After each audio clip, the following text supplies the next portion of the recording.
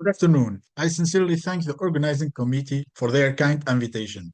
I am delighted to present my recently published article, Executive Functions and Their Influence on Academic Performance in School-Aged Children in Tunisia, which came out earlier this year.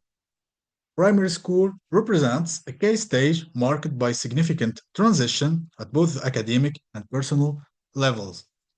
During this period, executive functions, including working memory, inhibition, cognitive flexibility, and planning undergo substantial development.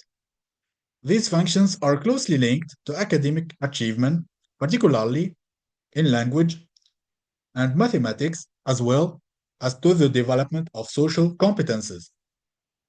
Working memory is essential in educational contexts for retaining and manipulating information required for task execution has been shown to correlate with performance in reading and mathematics.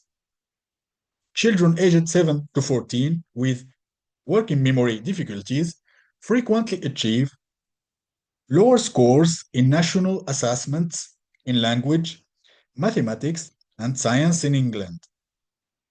Inhibitory processes, which help children manage distractions and maintain focus on specific goals, influence tasks such as reading, comprehension, and vocabulary learning, which are fundamental to academic progress.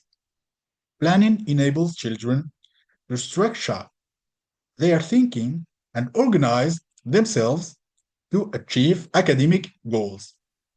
Taken together, working memory, inhibitory process, and planning are key determinants of literacy and numeracy. Cognitive flexibility, in turn, is crucial for adapting strategies to new situations and has been associated with competences in writing and mathematics.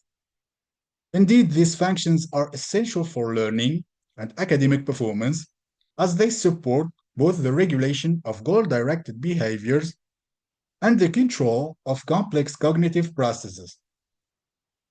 This study explores the relationship between executive functions and academic performance in language, mathematics, and science among school-aged children in Tunisia. Its aim is to improve our understanding of cognitive development at this age. After this brief introduction, let me now turn to the methodology adopted in this study.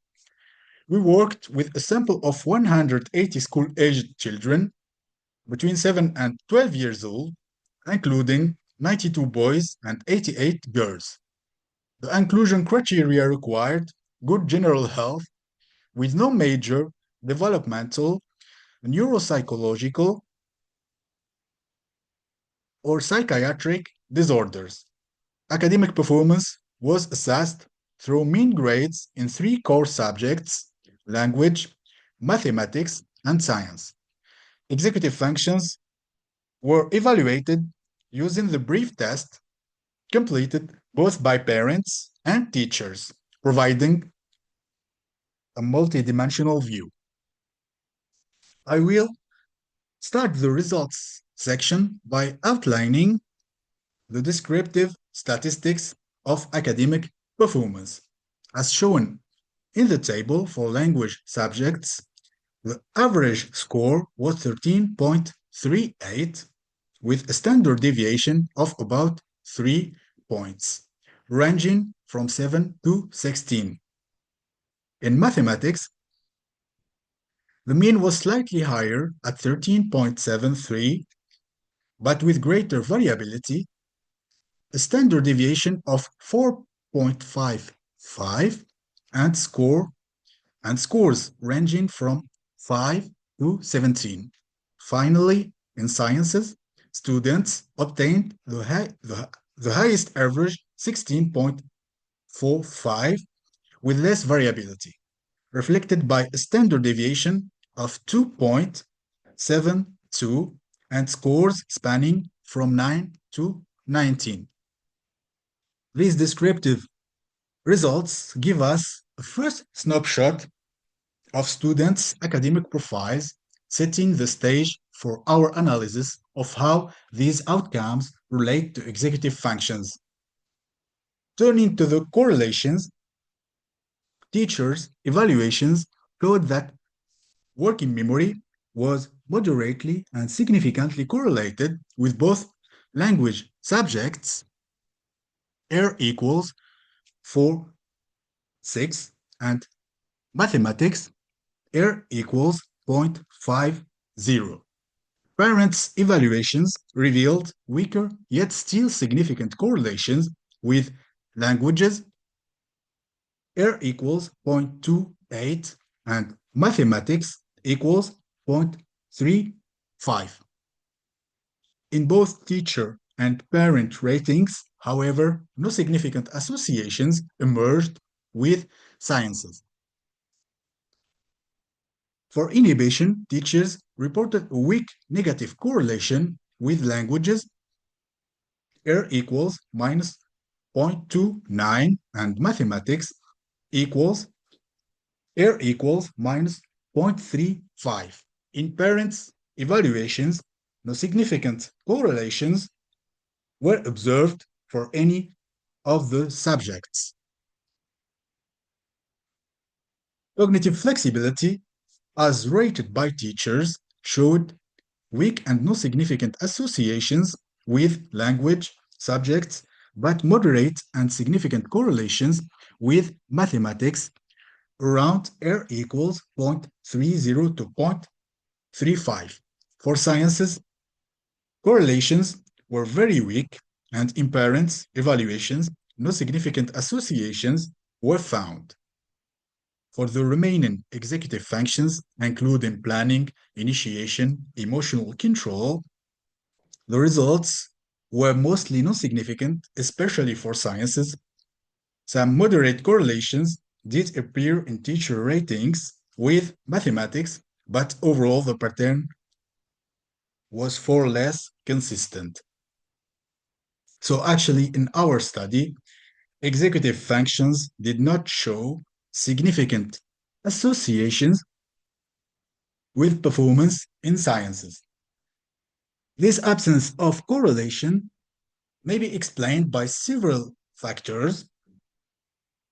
First, the brief is an observer-based instrument relying on reports from parents and teachers rather than on direct cognitive testing. This approach may fail to capture the specific cognitive processes required for success in sciences. Second, science learning itself is complex. It integrates theoretical knowledge with practical application and may demand additional cognitive resources beyond the executive functions measured here. Another important aspect is the divergence between teacher and parent ratings. Teachers assess children in structured and collective classroom environment, whereas parents observe them in informal, more intimate settings. This contextual difference likely shapes how executive difficulties are perceived and reported. Finally, cultural influences must be considered.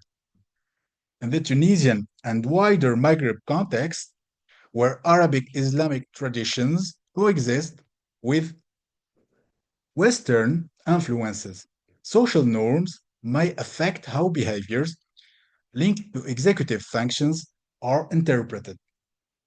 Taken together, these results emphasize the need for more context specific neuropsychological research in Tunisia and across the Maghreb. Longitudinal studies will be essential to clarify the predictive role of executive functions in children's academic trajectories. Having examined the findings and their implications, let me now conclude with the main take-home messages of this study. Executive functions emerge as a pivotal levers for supporting academic achievement. Their associations with performance vary according to subject area and evaluation context, underscoring the complexity of these relationships. Looking ahead, longitudinal research is required to determine the predictive value of executive functions of school success. A deeper understanding of these links would allow us to better identify students in need of targeted support.